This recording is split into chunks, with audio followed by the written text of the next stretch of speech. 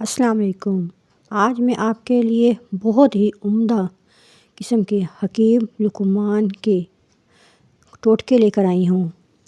حکیم لقمان کی دودھ سے لوگوں کی پہچان۔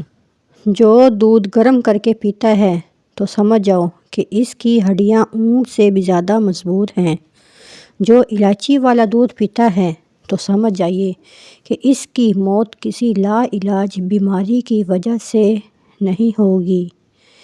نمبر 3، جو ہلدی والا دودھ پیتا ہے تو سمجھ جاؤ کہ اس پر سانپ اور بچھو کا زہر اثر نہیں کرے گا۔ نمبر 4، جو بھینس کا کچا دودھ پیتا ہے اس کو کبھی بھی کمر کے درد کی شکایت نہیں ہوگی۔ نمبر 5، جو دودھ میں سونف ڈال کر پیتا ہے اس کی عقل کبھی اس کو کسی موڑ پر دھوکہ نہیں دے گی۔ نمبر 6، جو دودھ میں السی کا دانہ ڈال کر پیتا ہے اس کی نظر الو سے بھی زیادہ تیز ہوتی ہے۔